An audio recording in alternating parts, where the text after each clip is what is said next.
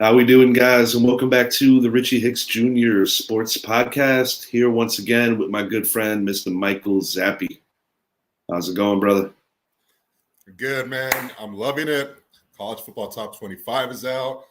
We just talked about this yesterday, and then lo and behold, here we are. I'm excited about the topics we're going to talk about today, so everything's good, bud. About those topics, we're going to speak on the ever-growing drama in Brooklyn with Kevin Durant. Your team, the Texas Rangers, moving on from their manager, making some changes over there. We're going to speak on that. The New York Yankees currently trail the Tampa Bay Rays 1-0 in the Bronx. The Yankees are trying to get back on track. God, Cole, another good wasted performance, possibly. I got this funny hunch Aaron Hicks, of all people, is going to hit a walk-off tonight.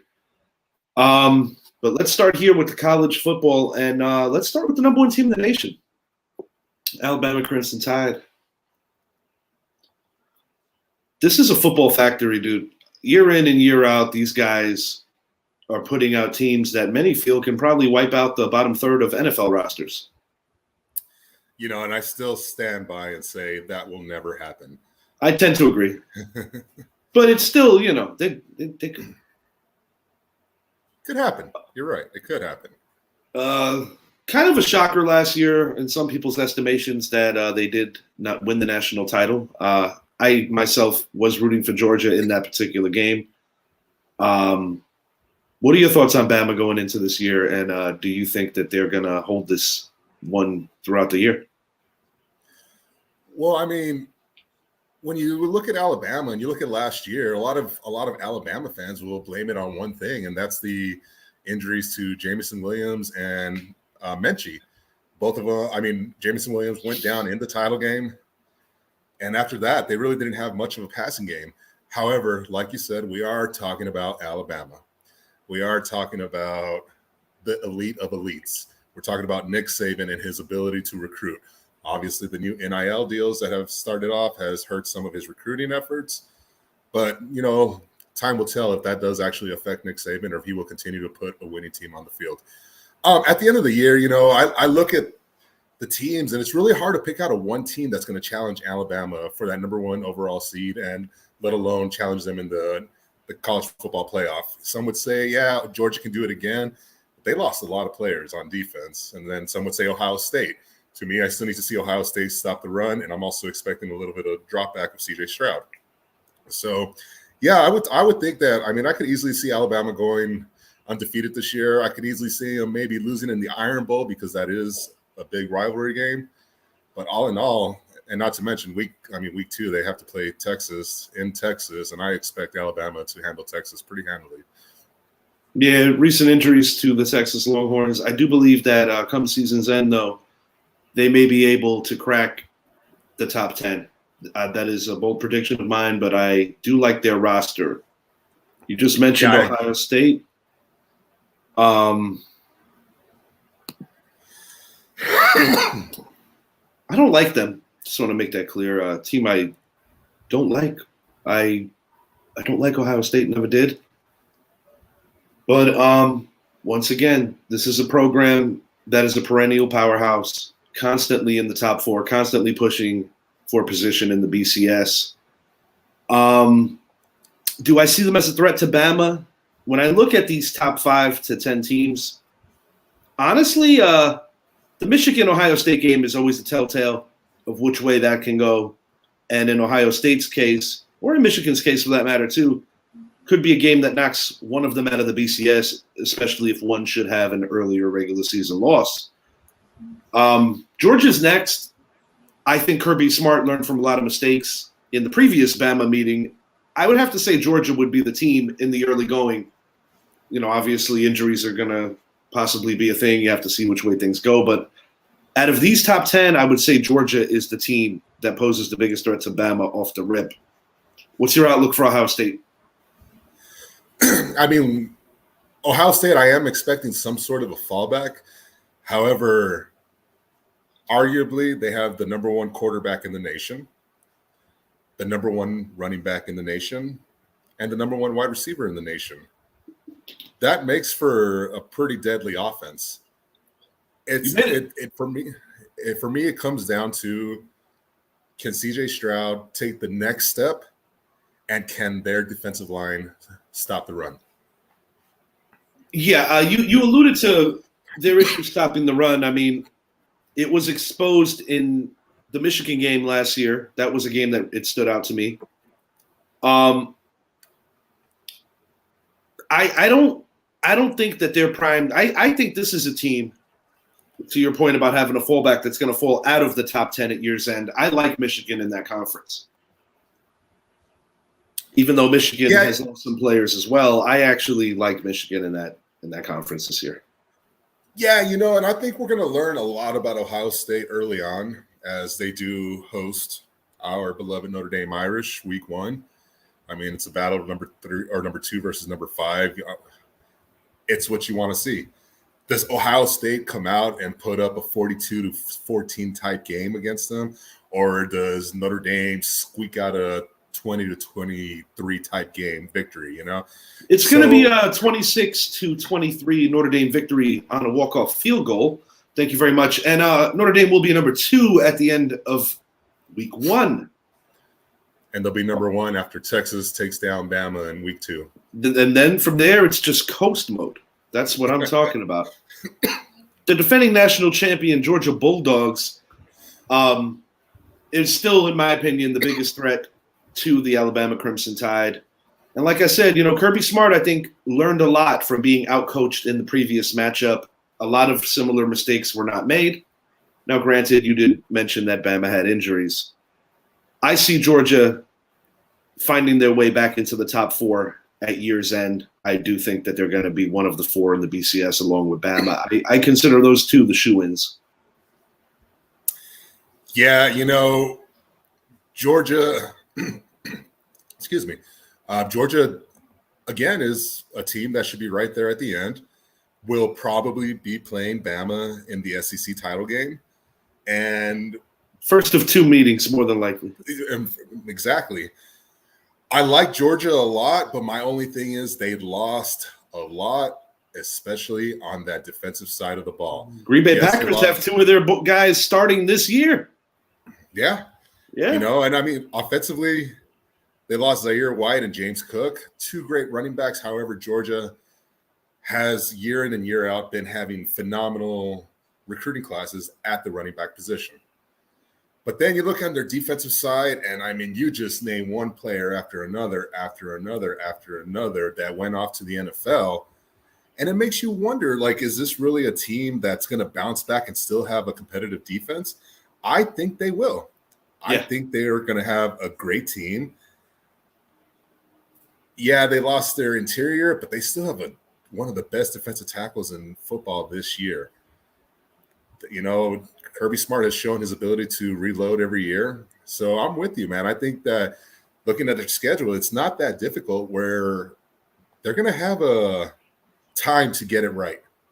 They play Oregon week 1, but I just don't ever think the Pac-12 will compete with the SEC, even with the Pac-12 slowly diminishing as we speak.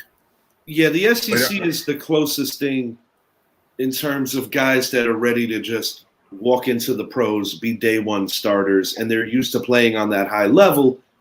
I think we would probably agree on this, that quarterbacks that come out of the SEC tend to struggle when they make the NFL jump. And a big part of that has to do with, I guess, to a level, taking for granted that you have 5-star athletes everywhere. And when you get drafted very high in the NFL, you're more than likely going to a team that's probably pretty bad. Sometimes you get lucky, and you might get drafted by a team that had a bad year but doesn't have a bad program in the NFL. But more times than not, I mean, you look at Trevor, just make an example of like a high pick like a Trevor Lawrence, or even like when Tim Tebow had his very short run in Denver. Baker Mayfield. These are guys that while they had – Lawrence is so young, we don't know yet. He's finally got a real coach now, a real NFL coach, I should say, in Doug Peterson. But the point to be made is historically at quarterback, that's one specific place where the defense translates quickly from the college game into the NFL. And I notice that with these SEC teams, and of course the O-line, the D-line. Clemson. This is a team that I think is going to have a couple of hiccups early on, and they're going to be pushing towards the end of the year. But I do think early on they're going to struggle a little.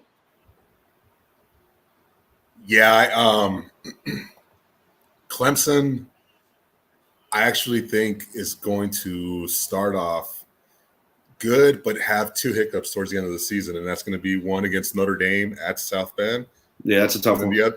And then the other one hosting Miami a couple weeks later. You know, Clemson's Clemson. They're the head of the ACC. I think we can agree on that. Yeah. Year in and year out, they're bringing in great talent. To me, a lot of this team is going to fall solely on the arm of their quarterback. I don't want to try to say his name because I always butcher it. But, I mean, defensively, they're going to be just fine. Offensively, it's going to come down to their quarterback. Can he finish it off? You know, they do have Shipley coming back at running back, but I like Clemson. I really do. But I do think they will fall at South Bend, and I think that will be the game that gets them out of the playoff run. And speaking of South Bend, our favorite college team, Notre Dame Fighting Irish, solid season last year. Something that didn't sit right with either one of us was the way that Brian Kelly abandoned his players, his program, for what he believes to be greener pastures at LSU. Just don't care for the way he did business, and this is a coach who I had so much respect for. And that was pretty much lost within a matter of hours when I saw the way he did the Irish. I do believe that even going back to last year, their season was turned by a couple of plays, really, where I think they could have been, you know, potentially playing for a national championship. Unfortunately, it didn't go their way. But one thing that I feel very good about going into this year is that I think they're bringing back a very strong defense. And especially later in the year, when that weather gets cold, I think that they're going to be able to capitalize in a game that you alluded to. Clemson, early test, very early test in the year against Ohio State. Should the Irish be able to stay within a touchdown or so much as even pull the upset, I do believe that there's a potential chance that they can run the table this year. Yeah, I cannot see it any other way. I see Notre Dame, we're going to learn everything we need to know about them week one.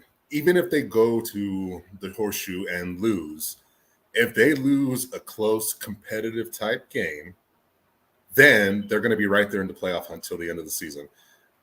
They'll be right there. And actually, one thing I am a fan of is the fact that they named Tyler Buckner their starting quarterback for this year. I thought when he played last year, the offense gelled better. Yeah.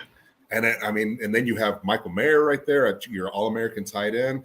I think that our offense will struggle, but I think they're going to be good. Their defense is what really excites me. They're going to have one of the top defenses in college football this year. They got to be able to run the ball week one, particularly to open up the rest of the offense. But I do believe that if they can control the game flow on the ground week one, I do believe that they can pull the upset. I think they have what it takes. I really do, because when I think about Ohio State and I think about what is a true weakness, I do believe that you kind of just have to go at them. I think that they can be a little over-aggressive on defense, and I think you could use that against them with the right game plan. At number 6 – sorry, buddy. No, and the last thing I was going to add is, I think one of the big things for Notre Dame and that defense is going to be Isaiah Foskey. I think if he could come through and have himself an All-American type year and have himself a type of year that people will land him in the top 10 in the NFL draft, then I think the defense will be a lot better than people think it will be. Concern of mine with Notre Dame, center field, so to speak, talking about the loss of a very good safety. I do think that that's not something that you replace easily, but similar to the other schools we mentioned, Notre Dame did pretty good on recruiting in their own right.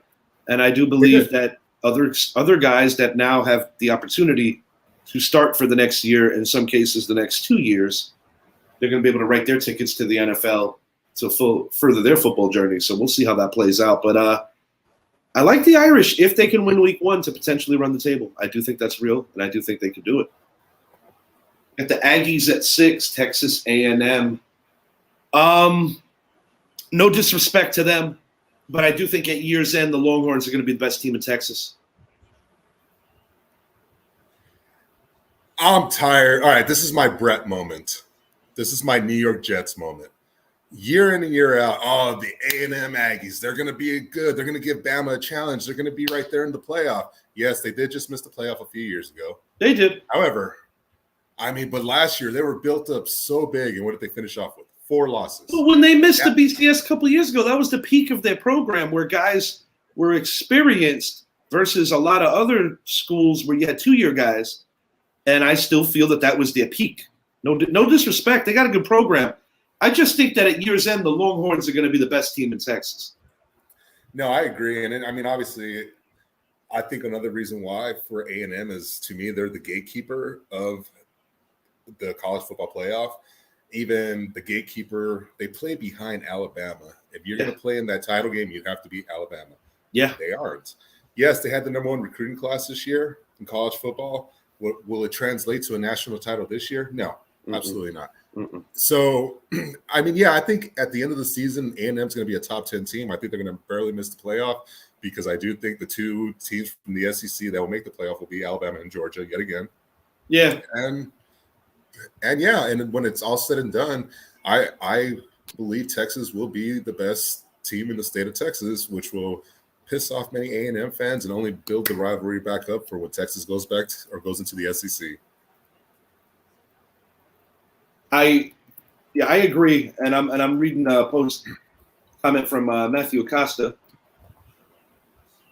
Another almost year for the Aggies. Exactly. And I do tend to agree with Matthew. Just replying to him right here. Thanks for hanging with us, Matthew. Yeah, living in Texas, we've seen it every year. Going to move it along to the number 7 team in the nation. This is a high ranking for Utah. I like their roster, but I also take into account the level of competition.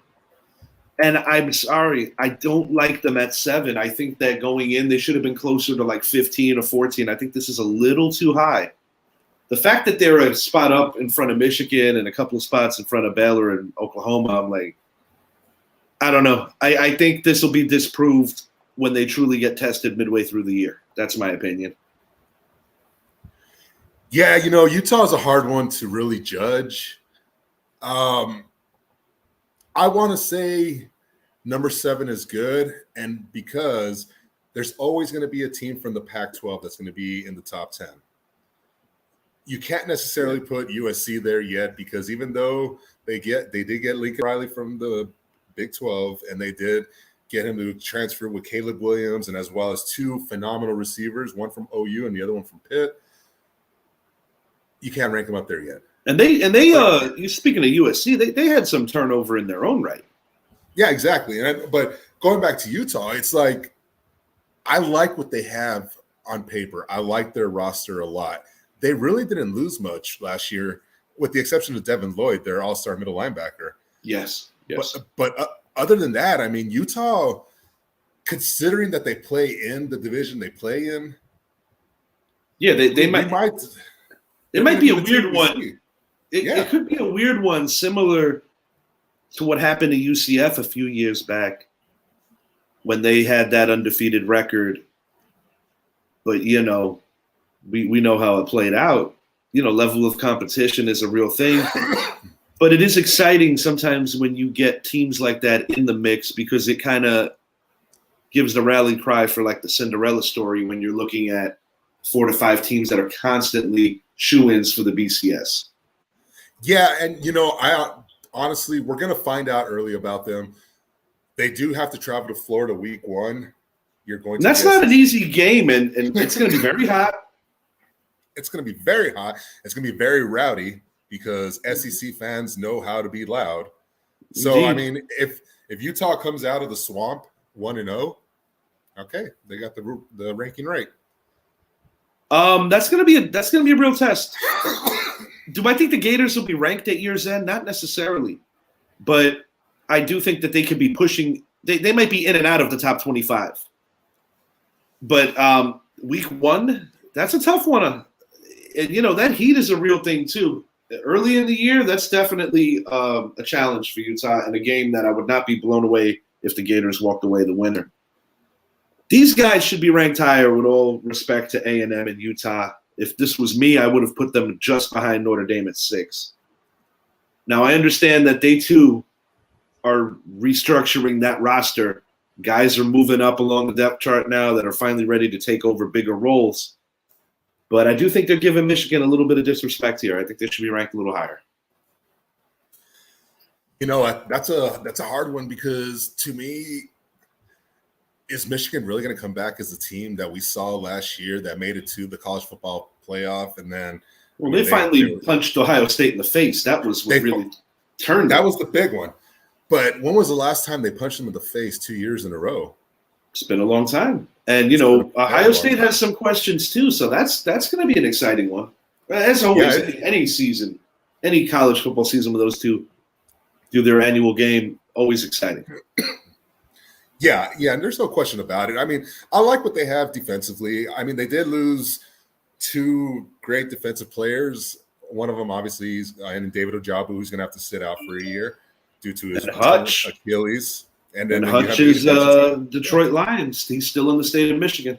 He's still in the state of Michigan, but to me, Aiden was a big locker room presence. Huge. You need to get your Aiden Hutchinson in that locker room. Who will it be? Time will tell.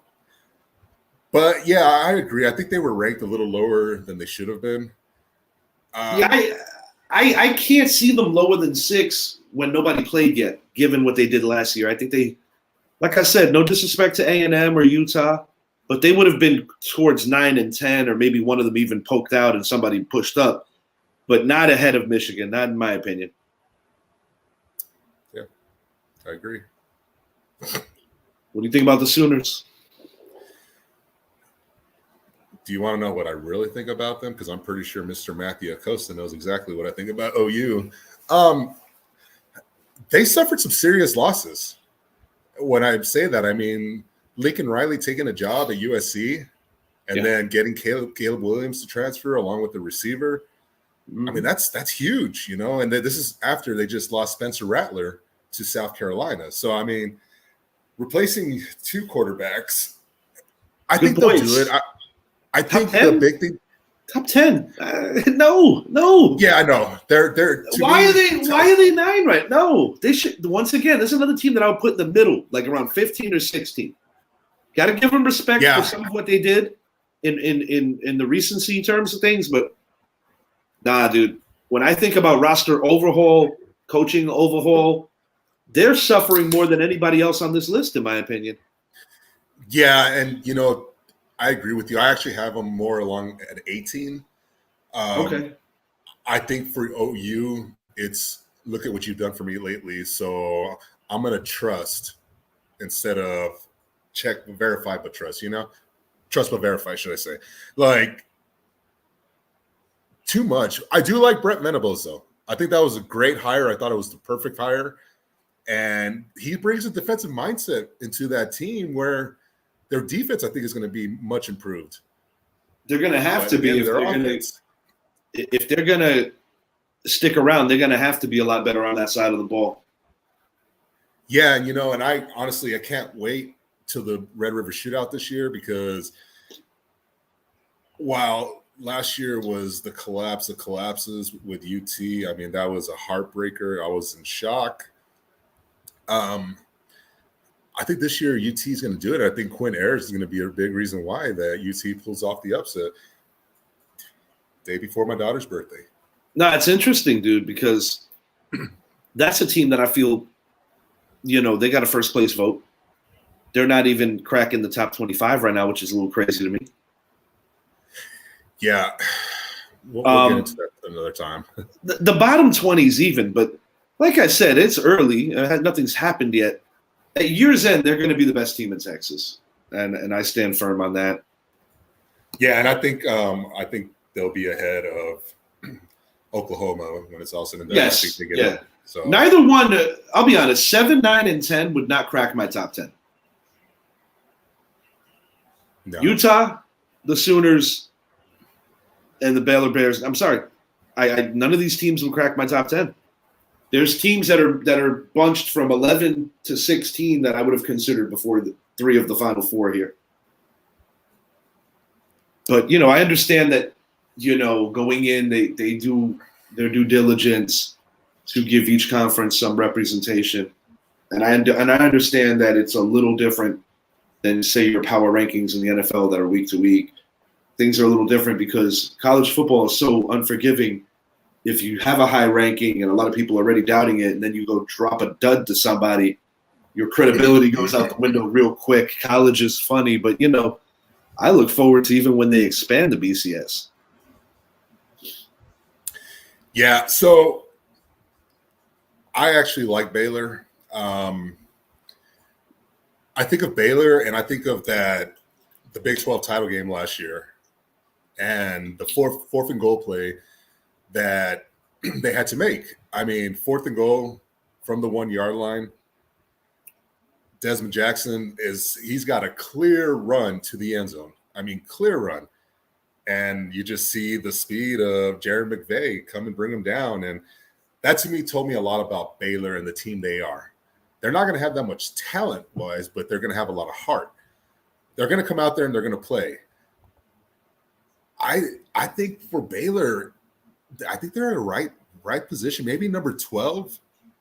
But if you look at the way they finished their year last year, I mean, for one, beating Oklahoma State in the Big 12 title game and then beating Mississippi, Ole Miss, in their bowl game, I mean, that's a lot, and they didn't just beat them. They beat them pretty handily. What was it, 21-7, I believe, or something like that? That's a program that I do believe should be a little higher, speaking of Ole Miss. But I said, a lot's going to shake up after the first month. Yeah, definitely. And I mean, even the first 2 weeks, we're going to learn a lot about the top 25 with a lot of teams. And we're going to find out who deserves to be in there rather quickly and who doesn't. We have 6 teams in the top 25 from the SEC.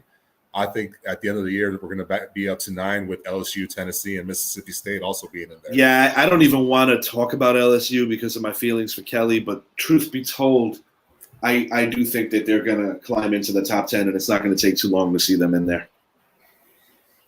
Yeah, I agree. And I can't stand that dude right now. I hate what he did to Notre Dame. And there's a way to do things, and that wasn't it. But Marcus Freeman was the correct replacement. I will say that. Yes, he lost the bowl game, but I mean, he had only so much time. That was a very adverse situation that he inherited, and it was a very unfair one at that. Very unprofessional. And these things stick with you from an integrity and reputation standpoint, but man made his decision. He did. And I can't wait till we actually play on one of these days. Now, your Texas Rangers made a decision today too. They asked a couple of people today. I know you're excited about that, and your future looks pretty bright. I know on previous shows you alluded to how the Gallo trade of last year's deadline has shown some immediate and more future potential results with some of the talent you guys got. For a little while there, you guys were hanging around in that wild card race. I do like the direction of the team all in all. I think this is the closest you've been since Ron Washington was actually managing in terms of what the potential in a couple of years looks like. But what are your thoughts on this firing? How do you feel about this? It was long overdue. Long overdue. I mean, Chris Woodward got hired 4 years ago. His first season actually wasn't too bad. No, it wasn't. Since then, I mean, I think we were only 78 and 84, something like that. Uh-huh. So you're right there at 500. You would think a team right there at 500 is bound to make a leap forward. But instead we go in a COVID cut short season, 22 and 38, I believe. That was a weird year. It was a weird year, but the only hope we showed was Joey Gallo. That was it. Yeah. And then fast forward to last season, 60 and 102. I mean, come on. And then here we are at this season where, like you said, for a while they were in the wild card race. It's interesting how things have turned in that division because you look at your division rivals, the Los Angeles Angels, and going into the year when I did my baseball preview, I was pretty right about the majority of the league. But man, did I strike out on giving the Angels an edge and thinking that they can actually make noise in that division. The disappointment with your team was that figure about 6-7 weeks ago, they were still kind of punching and still looking like they can make a run, similar to what got Joe Madden canned, a really rough stretch where it just looked like the team lost their way. And when you're replacing a manager, it's not always necessarily about, oh, the guy can't manage anymore and he don't know what it has a lot more to do with the fact that sometimes a team just needs a new voice. Yeah, and I like that they promoted Tony Beasley, our third base coach, to be the manager for the rest of the season. I don't see him being the manager moving forward after this year. There's just too many decorated names that you could lure into Arlington. Yeah, that's probably why. And I would love a reunion with Ron Washington, but I don't think it will happen just based on his age alone. I mean, how old is Ron Washington now? I want to say there's two numbers popping in my mind: 71 and 77. He's definitely in the 70 range. I know that. Like you look at the Tony La Russa experiment for his second stint with the White Sox. That hasn't worked out well. Now, while they can still potentially sneak in because they've been right around the Mendoza line all year, it's not necessarily an age thing. I mean, Buck Showalter's not that young, but the thing with Showalter that I like is that he's starting to adapt to today's game while still putting his print on it. And I said this on previous shows. There's a lot of back and forth in terms of the new analytics that get dropped in. I mean, you look at Boston, bro, they're one of the few teams that really is like the anti-analytic. But the New York Mets are kind of on that 50-50 where they've embraced some of it. But, Buck is still going to do his thing. Buck Showalter is going to win Manager of the Year, in my opinion. Yeah, I agree. He deserves it. Yeah, and then we can both speak on how good he was. But, yeah. No, yeah, to finish up on Texas, this is the big one for me in regards to why we fired him today. 6-24. That's our record in one-run games. 6-24. If you split those 24 games and say we win 12 more of those. Yeah, if you go 500. If you go 500, we're right there. We're actually leading the wild card race. Yeah. So it's not a question if you have the talent. I mean, I know that you'd like to add an arm or two. I know we've spoken about that. You might even want to give Gallo one last cup of coffee at the end. I want one more arm and one more bat because what's coming up next year from the farm system is definitely something to be excited about with Jack Leiter and Josh Jung and a couple of other players. Jack Leiter is going to be special. I have a feeling that in time he's going to supersede what his dad did. His dad I would never consider great, but he was a wily veteran and he had some good seasons. But he was a big game pitcher. His old man played for a lot of different teams and had some real highs with the Blue Jays and Mets. But I have a feeling that this kid's going to be special. Yeah, I agree. I tend to agree. And I think Gallo's coming back too. I'm not saying that to be a wise ass. I actually do think that when whatever becomes of this run with the Dodgers, Gallo's going to possibly come back home with the Rangers, and I think they'll welcome him. Oh, I think he would be welcomed with open arms. I think the fans will welcome him back. Maybe not all of them, because a lot of fans are excited about the farm system and they want to see us continue to go younger. But if that's the bat you bring in, why not? You're going to spend money on a bat. Why not him? I think his failure with my team was New York's not for everybody, and it's pretty crazy when you consider that he actually was a Yankee fan as a kid. But, New York's not for everybody. I mean, and I've even seen a slight improvement in the limited time that he's with the Dodgers. I never expect this guy to hit 250 and 270, and he's a 200 hitter that draws walks, strikes out a ton, but hits home runs, and is an elite defender. Elite defender. That he is. And, he hustles. It's not a matter of effort. It just didn't work out. But I wish him well. I do. And I do think your team is heading in the right direction. I think you're 2 years away from being a playoff team. Speaking of Okay, Yankees are currently down. Just bear with me. I'm going to pull up what's happening right now live. It's still 1-0 in the top of the 8th inning. This is I don't even know what to say because between the recent failures of the bullpen and just the untimely it's like a pandemic with them. Maybe not the best choice of word, but it's like they cannot continue to do this with just constantly leaving so many men on base. And not only that, it's disturbing, bro. Cole pitched another quality game here, and it's going to be all for naught if they don't get busy and get a run. You got to keep this in mind as well, my friend. Houston right now is winning. That will put them 4 games ahead of the Yankees if the Yankees did not come back and win it. I've already conceded that number 1 spot. Just winning the division for the first time in a while, I believe, is something that was important. But, more so than what the standings look like and where things are going to end up, I cannot figure out for the life of me what is going on behind closed doors with the Yankees right now, because it seems like it's bigger than just having a rough month. And it's funny you say that because we're talking about 2 teams today, the Rangers and the Yankees. The Rangers were in position where they can let go of their general manager and move on to something else. Yankees cannot. You cannot go and fire Boone today. You just no, you ain't going to do it today. But I will say this. If the Yankees are a quick out in October, I am not completely comfortable that Aaron Boone is your manager on opening day next year. I wouldn't be surprised the way they started. Not given the way that they started. Now, I wouldn't be surprised if I'm texting you early in the morning to say Aaron Boone has been fired.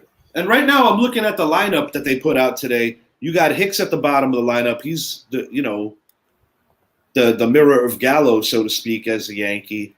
Gleyber Torres was leading off tonight. That was crazy. And I'll be honest, with the injury right now to Giancarlo Stanton, you recently lost Carpenter. You don't have Bader yet until September. I understand that Aaron Judge has thrived in the 2-hole, but I would strongly consider bumping him down to 3, possibly 4, while some of these guys are on the mend. Because you need him with a bat in his hand when people are on base. Yes, exactly. Josh Donaldson hitting cleanup. I'm sorry, it's not it. No. LeMahieu got dinged up yesterday. It's just everything that can go wrong right now is I'm holding out hope for one simple reason.